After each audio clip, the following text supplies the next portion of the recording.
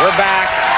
My first guest tonight is an Emmy award-winning journalist who hosts Anderson Cooper 360 weeknights on CNN. Please welcome Anderson Cooper.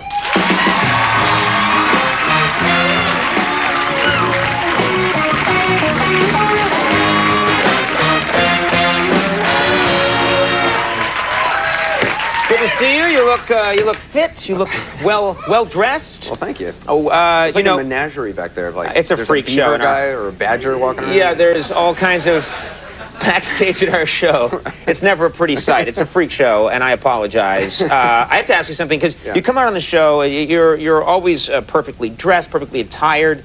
I've been seeing a lot of you lately covering these hurricanes. Right. Yeah. And that's a completely different story when you cover one of these hurricanes. And for all the journalists, they send you guys to cover these hurricanes. You're always standing there. It's hard to look cool in that situation because basically they're telling you stand in the rain, get stand there in the wind. There are accidents, incidents. Geraldo Rivera had a hard time recently. Do you know what I'm talking about? I heard about it. I heard about it. Yeah, we actually have. Let's take a look at Geraldo having a little bit of an incident covering Hurricane Ike, and then we'll discuss. Shaking hands with some of the firefighters as they walk through the area. Geraldo, tell me a little bit about, we're just watching that. Yeah. Tell us where you are and what's going on? Well, we're on the seawall. Look at this. I want to show you something, Martha. Look at this. Whoa. Now, they're applauding. These are bad people. Yay! But it is Geraldo.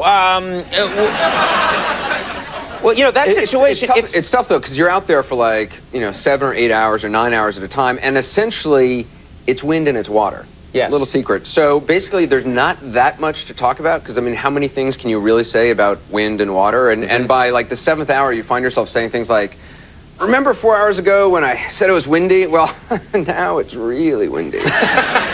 Yeah, and the other thing is you sometimes wonder, why do you have to be there? Do you know what I mean? Well, why can't they just put a camera there? I used to make fun of it, too, but before I started doing it. But for people who've actually lived through hurricanes, it actually does... it gives them information about what is happening outside their home, and it also, theoretically, it encourages people not to go outside, because you do find a lot of people in advance of a storm kind of wanting to go outside and see for themselves what it's like. And even just this last week, Hurricane Ike, right before, when the first kind of licks of the storm started, like there were people out drinking, people, they don't take it seriously. Yeah. We had a guy, I think you might have a clip of it. Oh yeah, we'll show this. You had an incident yourself covering Ike, which undercut your... These are the kind of things you see right before a hurricane. Okay, this is you covering Ike, and you don't know what's happening behind you. Take a look.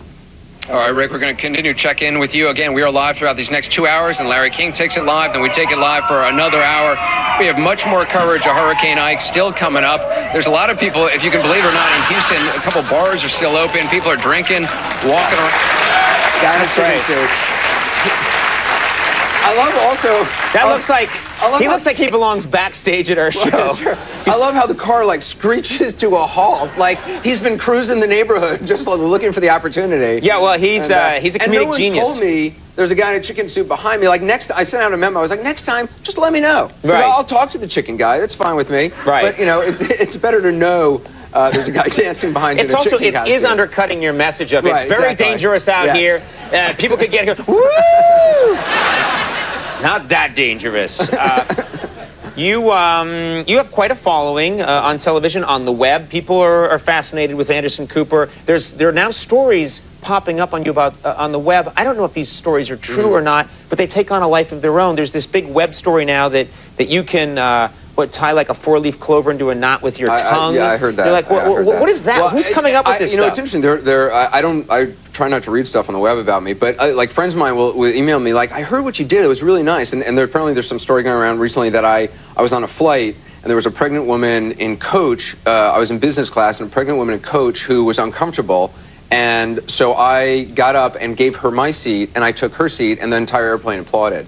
And I only wish that was true, but it's not now. Why are you telling people that's not true? I would love to have stories circulating out there about me. Like, that was so nice what you did on that flight. I was like, are you kidding? I didn't do that. I would never do that. That pregnant woman should find her own seat. I would happily give my seat to anyone, yeah. Yeah, so no, I would think those are good stories to have out there. It's nice at least that people are making up nice things about you. It could be a lot worse. You were just in Denver, is that right, for the I was in Denver. Democratic Convention? I was there for the Democratic Convention, also for, I just found this in my pocket. This is for you. This is the confetti that was dropped at the Republican Convention. This is actual confetti? Look at that. It's tiny. Actually, it's John McCain and Cindy McCain confetti. It's true. Put this in a locket and wear it around my neck. Is that your grandchildren? No. It's John McCain and his wife, Cindy. Did a lot of people in Denver have trouble because the air is so thin? How did you handle that? Well, it was interesting. John Roberts, who anchors American Morning for CNN, was sitting in the office, and I noticed he had a bottle of oxygen, like that someone had dropped off, kind of as a joke at the office. But he was taking hits of oxygen, so I was like, share the love. And so I take a couple of hits of the oxygen, and so we're sitting there literally in this office, like sucking on a giant, tube of oxygen, and people are walking in and they're like, "Whoa, hey, sorry, and we're like, "No, it's just oxygen. It's just oxygen." They're like, "Yeah, no, hey, whatever you kids are calling it." Yeah, it's like we're little nitrous before the broadcast. Yeah, it's like we're under a sink huffing Drano or something. Yeah. Well, that's your story. Now there's going to be now there's a different story about you on the web. That's right. Now this campaign, let's talk about it because you actually know things. I mock and I tear down. You actually have a body of knowledge. Am I wrong? And I think I speak for everyone here. This campaign has been endless. Yeah, it's been long. It does feel like this is supposed to. There's a 4-year term. And you do feel that the campaign should start up maybe about 8 or 9 months before the election. It's been like We've been living with this for 2.5 years. I don't remember a time in my life when I was not covering this election. Yeah. Frankly. There's footage of you announcing that Obama's joined the race, and you're a little boy. Sure. Well, looks like Obama's in. That was in Denver. But it's interesting. I mean, it's great how interested people are in this race. I mean, it's great to see an election where so many people are mobilized on both sides. It's interesting. I get emails from friends of mine who have just gone completely insane on one, both for Sarah Palin, against Sarah Palin, for John McCain, for Barack Obama. But they send me these now emails, the kind I normally just get from crazed viewers. I'm now getting them from my friends. So I've had to tell people, like, literally, I don't want to hear from you until the election's over because I really don't care about your opinion. To my friends, this is what I'm saying.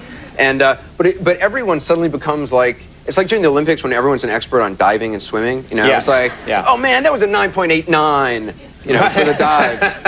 And the guy in the deli this morning was took me aside. And he was like, "I want to talk to you. I'm concerned about Obama's appeal to white working class Walmart moms in some regions in Indiana and Ohio." I'm like, I just want a coffee. Well, that's the other thing is I've had so many people start to tell me, no, don't worry. Let me tell you something. McCain, here's the thing. In Michigan, if he gets those 3 voters, then this is going to, and they draw maps. It's like everyone is John King on the magic board now.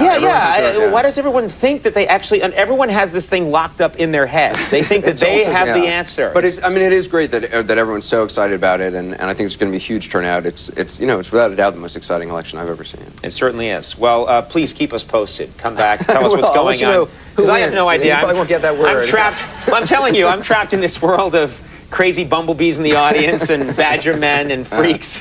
No one tells me any real news. Anderson Cooper 360 airs weeknights at 10 on CNN. Always nice to see you. Thanks a lot for being here. Anderson Cooper, we'll be right back. Willie Nelson. We'll see you in a sec.